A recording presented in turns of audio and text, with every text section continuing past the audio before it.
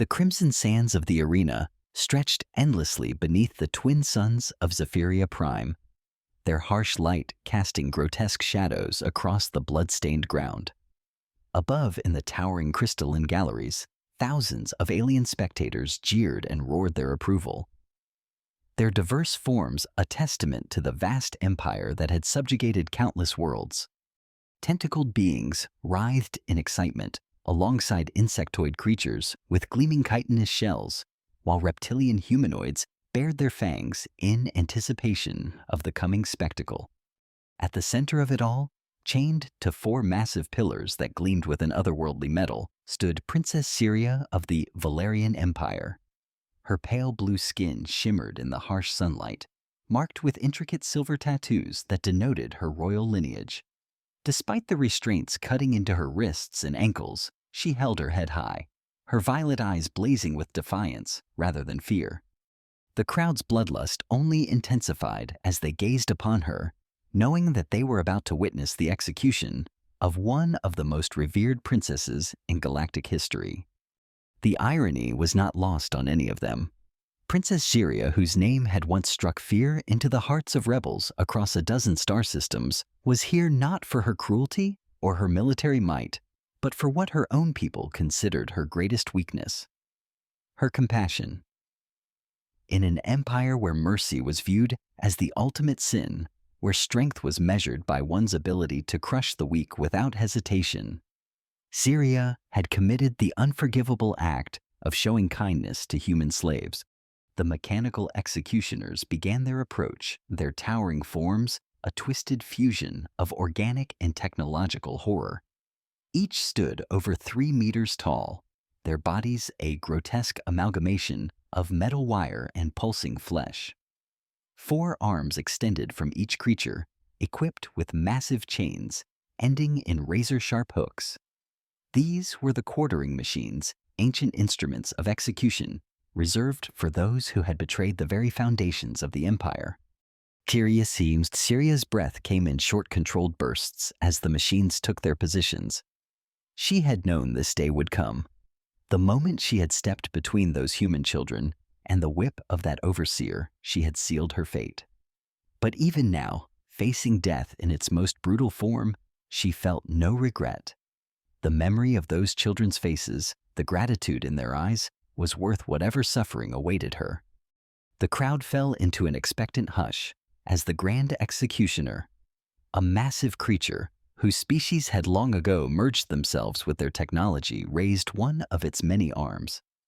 The gesture was both dramatic and functional, as neural signals traveled from its augmented brain to the quartering machines, preparing them for their grisly work. But just as the chains began to grow taut, a disturbance erupted from the arena's holding cells. The reinforced walls that divided the arena floor from the underground chambers exploded outward in a shower of plasma and twisted metal. Through the smoke and debris, a figure emerged with such speed and violence that even the battle-hardened crowd gasped in astonishment.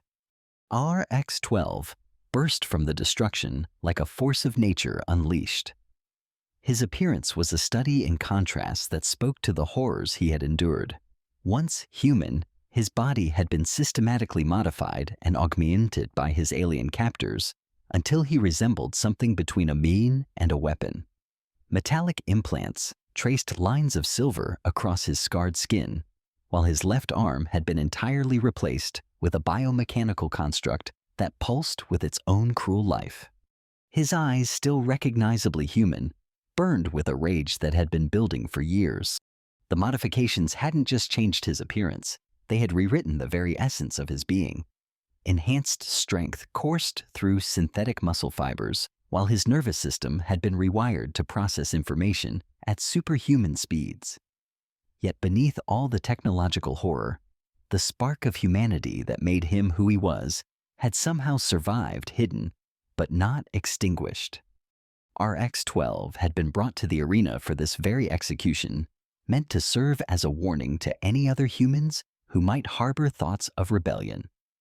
The irony was that his captors had unknowingly provided the very instrument of their undoing. As he emerged into the arena's harsh light, His augmented hearing picked up Jiria's elevated heartbeat, and something ancient and protective stirred within his modified psyche. Without hesitation, he launched himself at the nearest quartering machine.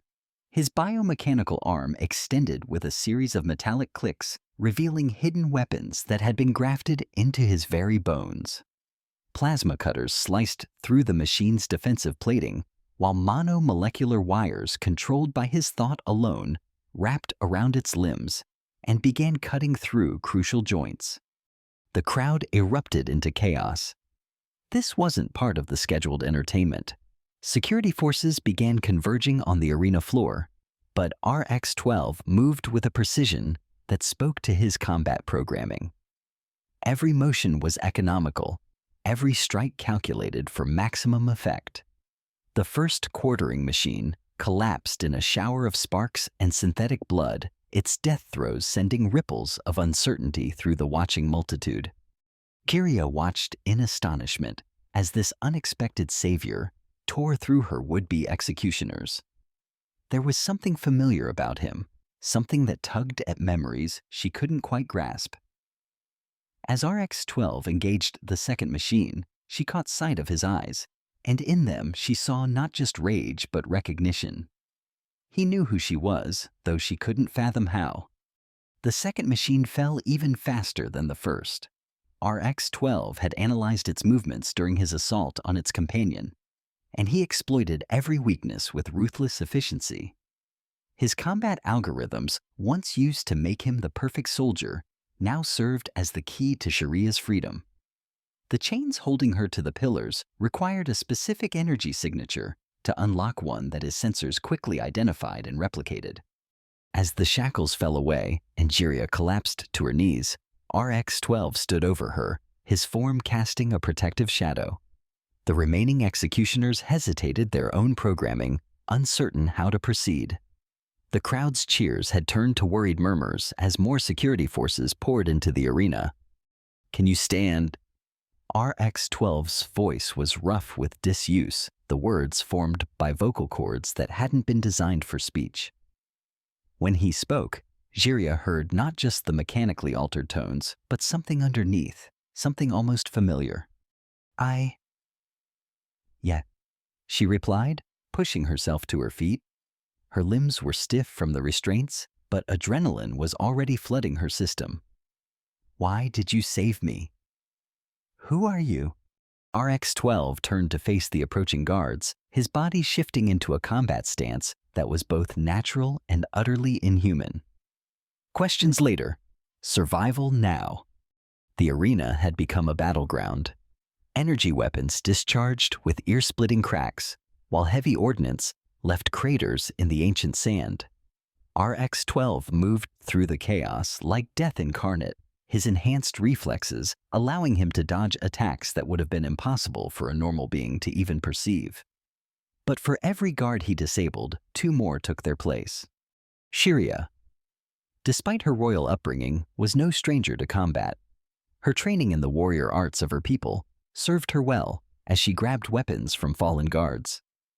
However, she quickly realized that traditional combat wasn't going to be enough. The guards had clearly been briefed on her abilities and were using weapons specifically designed to counter Valerian physiology. It was then that something extraordinary happened. As RX-12 engaged a particularly large group of guards, one of their plasma rounds struck his chest, sending him staggering. Jiria saw him fall and felt something inside her break. Without thinking, she rushed to his aid, placing herself between him and the advancing guards. "Stay away from him," she shouted, her voice carrying a power she hadn't known she possessed. As she spoke, something awakened within her, an ability that had been suppressed and hidden for so long that she had forgotten it existed. The guards closest to her suddenly stopped in their tracks, their weapons lowering despite their conscious will.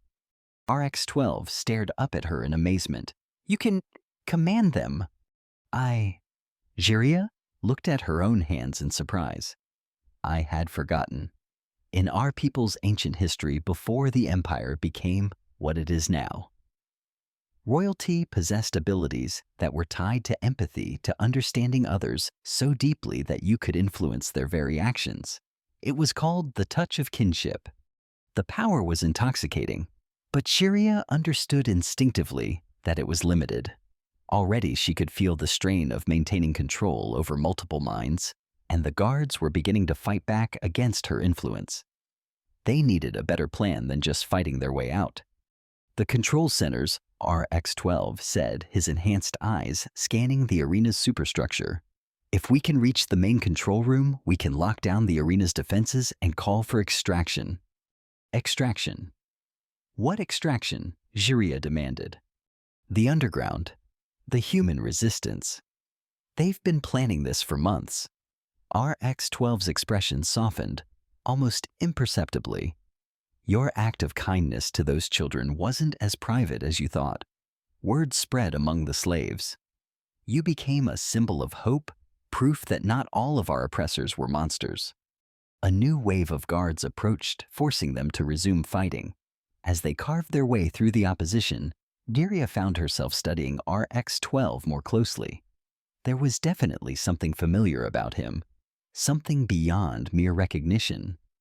The way he moved, the subtle expressions that flickered across his augmented features. It was like looking at a ghost from her past. They fought their way to one of the arena's maintenance access points, a narrow shaft that led up into the structure's mechanical systems. As they climbed, Shiria's enhanced royal conditioning allowed her to keep pace with RX-12's augmented abilities. Behind them, the sounds of pursuit grew fainter, but didn't disappear entirely. You haven't told me who you are? Jiria said, as they navigated a particularly tight section of the shaft. RX-12 was quiet for a moment. I was Captain Marcus Chen of the 3rd Human Colonial Defense Force. That was before? The name hit Jiria like a physical blow. She stopped climbing so suddenly that RX-12 had to catch her to prevent her from falling. Marcus, but that's impossible. I saw you die. I held you as you died on Proxima Station.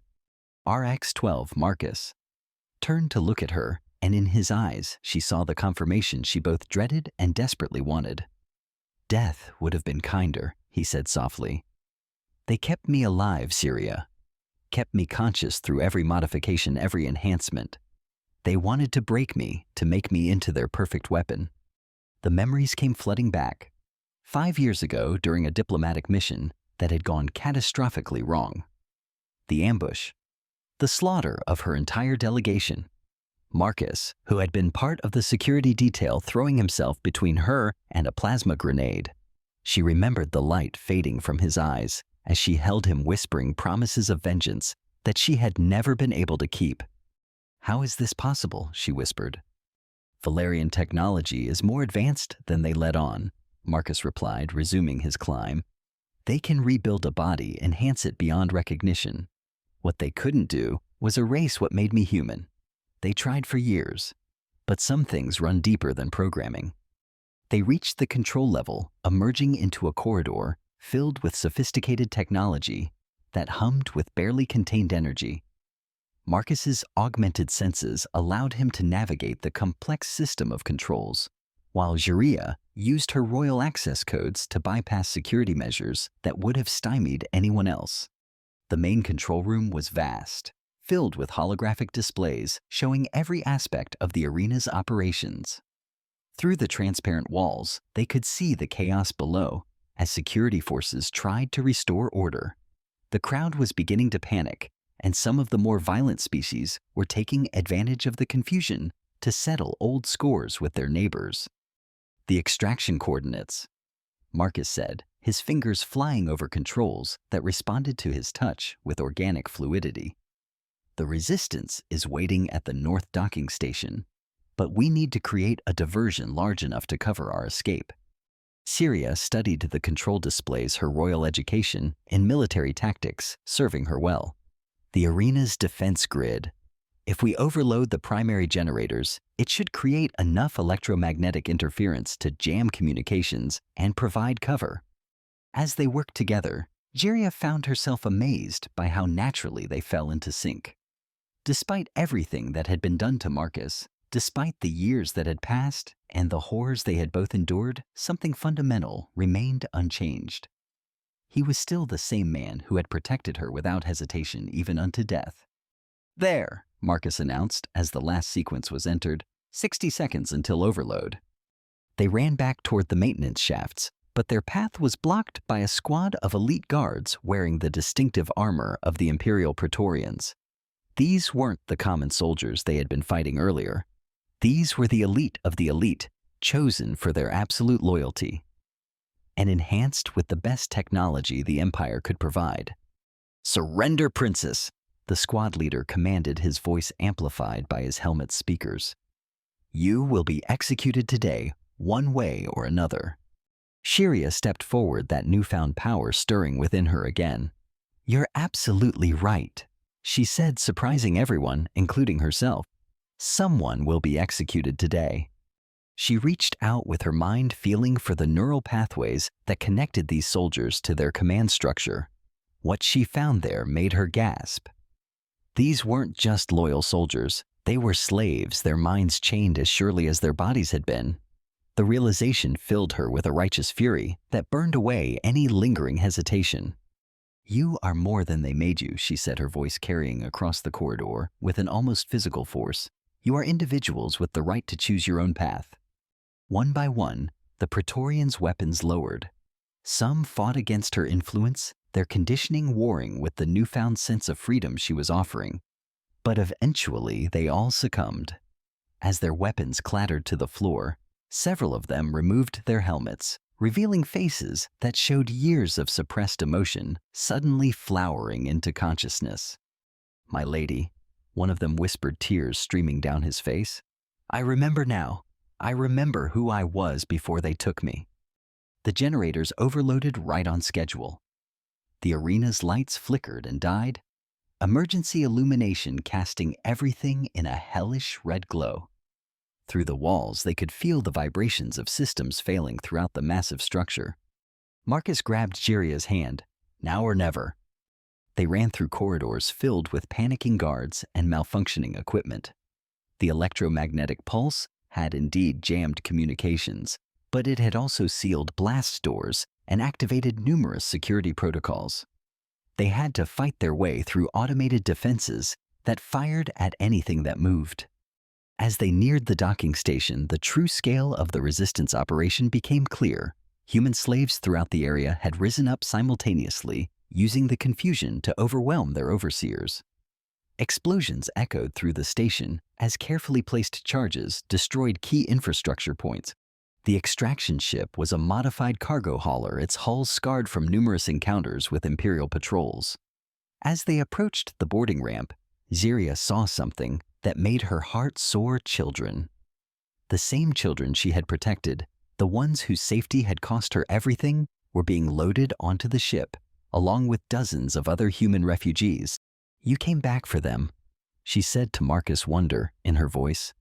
"You taught me that some things are worth any risk," he replied, "even death." The ship's engines were already spinning up as they boarded. The pilot, a grizzled veteran whose cybernetic eye gleamed in the darkness, nodded to Marcus with obvious respect. "Welcome aboard, sir. Lady Syria. We've got Imperial interceptors incoming ETA 4 minutes. Can we outrun them?" Jiria asked. The pilot grinned, revealing teeth that had been replaced with synthetic diamond. "Lady, this bucket might not look like much, but she's got it where it counts. Plus, the commander here has been making some modifications to our defensive systems." As the ship lifted off, Jiria found herself pressed against Marcus in the cramped passenger compartment. Around them, the rescued humans whispered among themselves, many still unable to believe they were finally free. The children she had saved clung to each other, their eyes wide with a mixture of fear and hope. "What happens now?" she asked. "Where can we go that the Empire won't find us?" Marcus's augmented eyes were focused on something in the distance, his enhanced senses tracking their pursuers. There are places, hidden worlds, forgotten systems, where the Empire's reach doesn't extend. The Resistance has been building networks there for decades. An explosion rocked the ship as the first wave of interceptors caught up with them. The pilot's voice crackled over the intercom. "Hang on, people. This is where it gets interesting." The next few minutes were a terrifying dance of death among the stars. The interceptors were faster and more heavily armed, but the cargo hauler's pilot knew every trick in the book. They dove through asteroid fields and used the gravitational pull of dead moons to slingshot themselves away from their pursuers. Marcus had indeed modified the ship's defenses. Hidden weapon ports opened to reveal military-grade particle cannons that took the Imperial pilots completely by surprise. One by one, the interceptors fell away, either destroyed or left too far behind to continue the pursuit. As they entered hyperspace, the familiar blue-white tunnels of folded spacetime surrounding them, a cheer went up from the refugees. Xiria found herself alone with Marcus on the ship's small observation deck. Through the transparent aluminum viewport, she could see the swirling madness of hyperspace, a sight that never failed to remind her how small and fragile all their struggles were in the face of the infinite universe. "I never thought I'd see you again," she said softly. "When you died on that station, a part of me died too." Marcus was quiet for a long moment. "I'm not the same man who died for you that day, Xiria. They took that man and remade him into something else. I don't even know if what I feel for you now is real or just an echo of programming." She turned to face him, studying the familiar features beneath all the technology and scarring. "Does it matter real or manufactured? You saved me. You saved all those children. You chose to be more than what they made you. The way you chose to show mercy when it would have been easier to look away." They stood in comfortable silence, watching the hyperspace tunnel shift and flow around them. Finally, Xiria spoke again. "You mentioned the Resistance has networks on hidden worlds. Are they strong enough to make a real difference?" Marcus nodded slowly. "Stronger than you might think. The Empire has made enemies across the galaxy with their cruelty. There are entire species that would join us if they thought we had a chance of winning.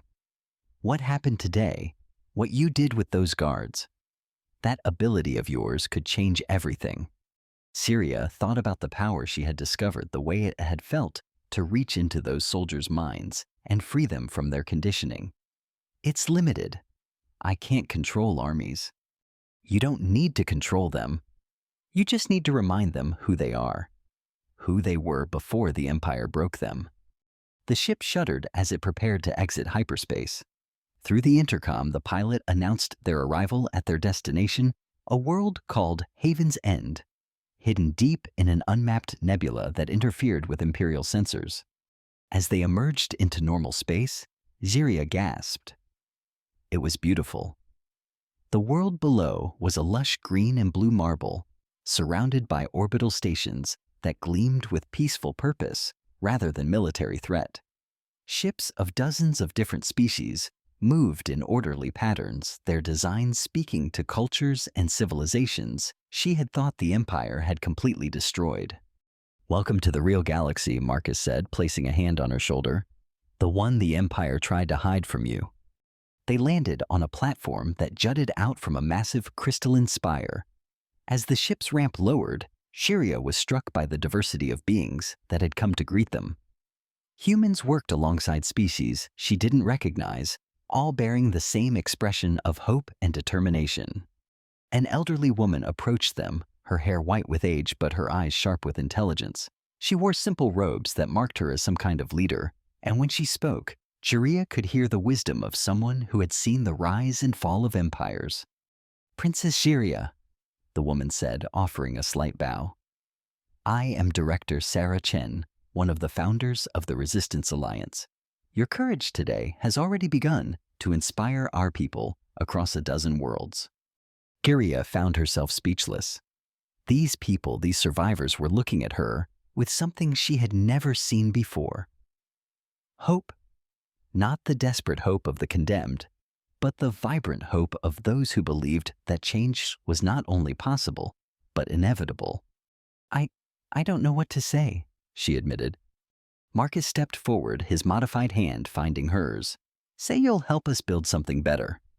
Over the following days, Xiria learned the true scope of the resistance movement. hidden fleets trained in the shadows of dead stars. Entire worlds had gone dark to avoid Imperial detection, their populations working in secret to develop new technologies and strategies. The network of allies was vast and growing, united by a single purpose to end the Empire's reign of terror. But it was more than just military might that would win this war. The Resistance had spent decades developing what they called the Liberation Protocol, a systematic way to break the conditioning that kept billions of beings enslaved to the Empire's will.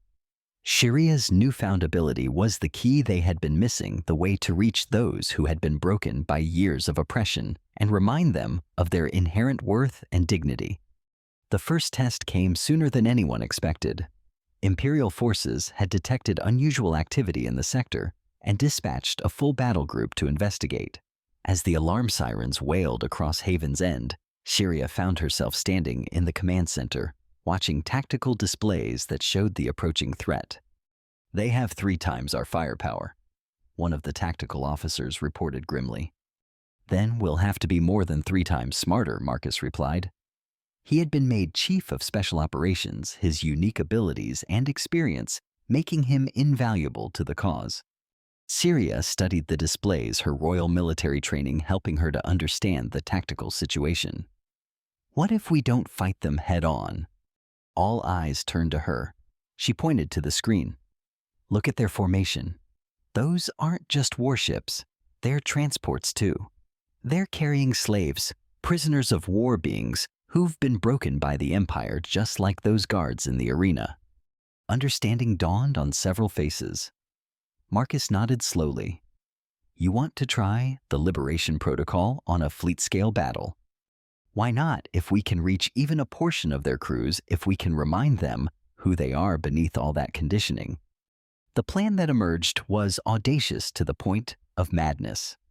Instead of meeting the Imperial fleet in direct combat, the Resistance would use a combination of stealth technology and Sharia's abilities to infiltrate the enemy formation. If successful, they wouldn't just win a single battle. They would potentially liberate thousands of beings and capture enough ships to significantly strengthen their cause. The mission launched under cover of the nebula's natural interference. Sharia found herself aboard a stealth ship alongside Marcus and a strike team of volunteers. As they approached the Imperial formation, she began to extend her consciousness, feeling for the minds imprisoned within those metal hulls. What she found horrified her. The level of conditioning was worse than anything she had imagined. Layer upon layer of artificial loyalty had been programmed into these beings, their every thought monitored and controlled. But underneath it all, she could sense something else, a tiny spark of defiant individuality that no amount of conditioning could completely extinguish. Beginning liberation sequence, she whispered, pouring all her power into the task. One by one, across the fleet, beings began to remember. A Vaerian engineer recalled the family that had been taken from him. A Calarian soldier remembered the pride he'd once felt in protecting his homeworld. A human navigator saw past the lies to the truth of what the Empire had done to her people. The effect was like a virus spreading through the fleet's communication systems. As beings broke free from their conditioning, they spoke to others, sharing their newfound clarity. Fights broke out on command bridges as conditioned officers struggled with liberated crew members. Ships began to turn their weapons on each other as the fleet tore itself apart from within. In the chaos, the Resistance fleet moved in, not to destroy but to rescue. Ships that had been paralyzed by internal conflict were boarded by rescue teams. Beings who had been freed but were still in danger were quickly evacuated to safety.